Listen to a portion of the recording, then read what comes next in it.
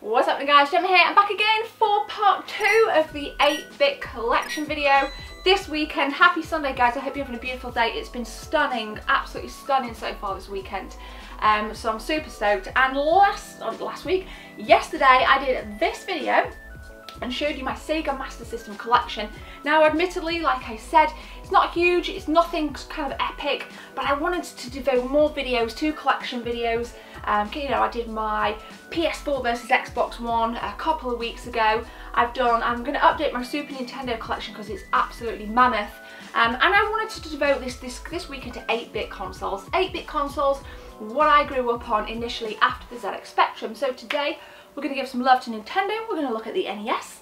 But in this box here, if you're new to my channel, I've got 2 NESs. Let's put this down. In this box here is a signed NES from Masayuki Umera, the designer of the NES. I interviewed him in February 2016. I'll link the video in the cards, but take a look out for this thumbnail right here.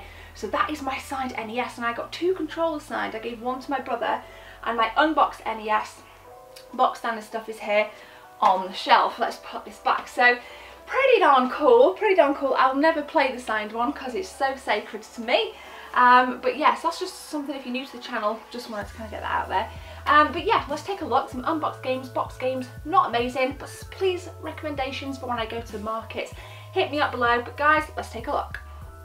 Alright guys, so before we switch back to GoPro footage, it would appear that I had an error on my GoPro and it missed out some footage. So it is the day after, and I'm just going to show you some of these box games. These were the chunk of games that were missed out on the GoPro footage. So Super Mario Bros. 2 I think is definitely one of the most underrated and under-talked about Super Mario Bros. Game probably ever. It's very, very different. I mean, like picking up vegetables and throwing vegetables at completely different enemies, for example, isn't what you would class as your classic Super Mario, but I think the formula really works, and I think the ability to pick between the 4 characters, all of which have very different powers, really is probably the main draw for me. If it was literally just Super Mario with potentially Luigi as a playable character, I don't think the game would have had as much as, I guess, pulling power.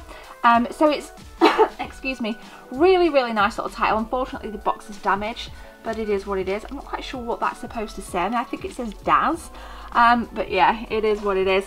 Mario is Missing is a game that is a spin-off from the Mario series as a whole. Also available on Super Nintendo. I don't have it on the Super Nintendo. If you like games with kind of little extras, this is really good because there's like a cool map and all that jazz, but I don't really like the gameplay. I really don't like it at all.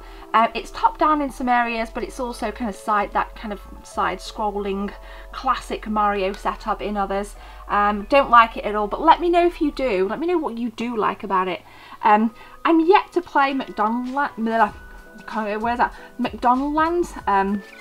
Love the box art. I think this was one that Jess played a lot as a kid. And coming down, I think in terms of like your staple titles now, really, the arcade version of Turtles 2. If anybody out there doesn't have an NES, I think for me this is definitely one that you do need to get. Very tricky in places. I do remember playing it with my auntie in an old miner's welfare in the little kind of the kids room, the arcade room back in the day, 10 pence per go. I think you guys in America would have paid 25 cents. But this is awesome. Always get stuck on the beach level. But again, Jess and I have played this together. Ton of fun. Let me just fucking cough and then come back. I never played that game. You've played that with me? McDonald's. No, oh right, okay, whatever. Don't say it. 2 NTSC region games now. You can tell because of the oval Nintendo logo rather than the round one, which is kind of like here. You can see the difference.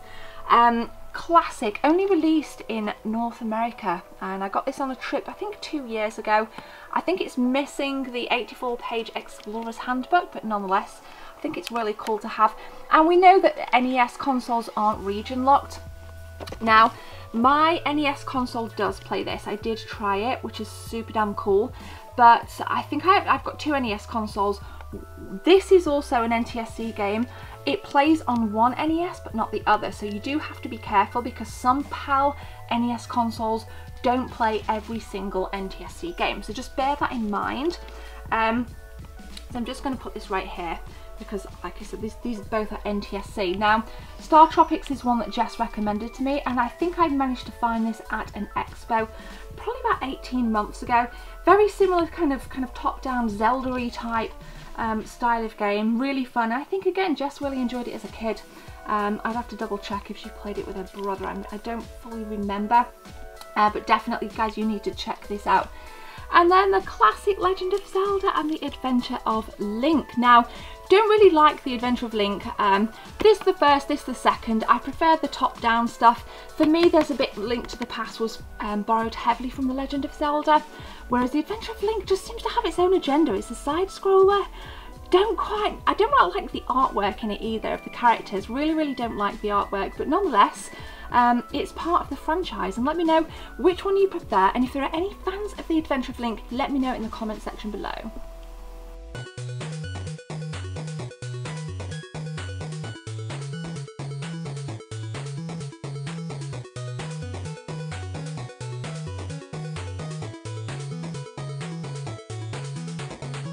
A few moments later. So Mega Man 2 then, had this for a couple of years, played the hell out of it, and it's probably one of my favourite Mega Man games from back in the day.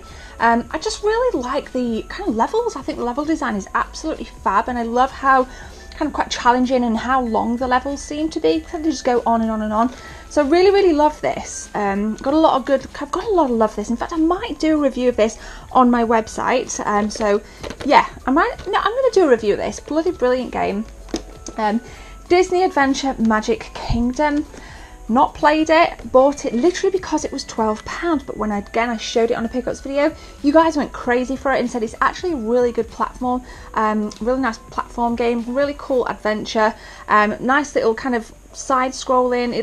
To me it looks a little bit like Wonder Boy, but I haven't played it yet. Really poor effort on my part, I know, but I'm being honest with you guys. Almost done now.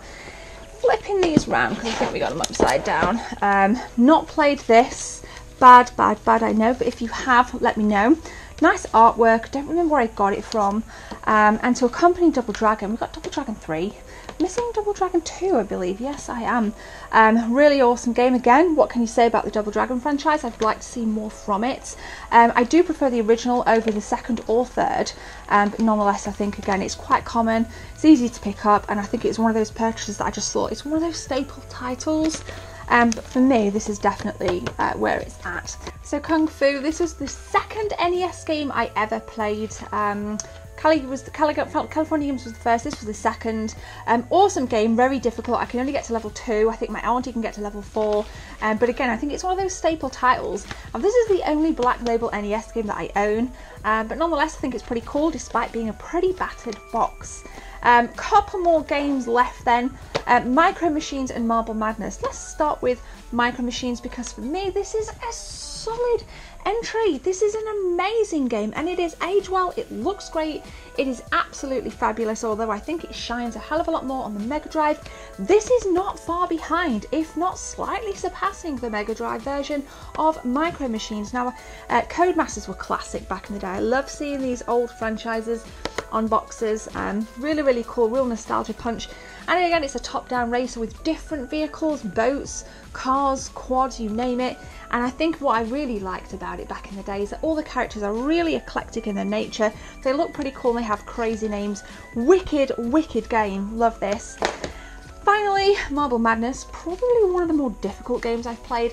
Requires a lot of patience and balance skills, two things that I don't really have when it comes to playing games.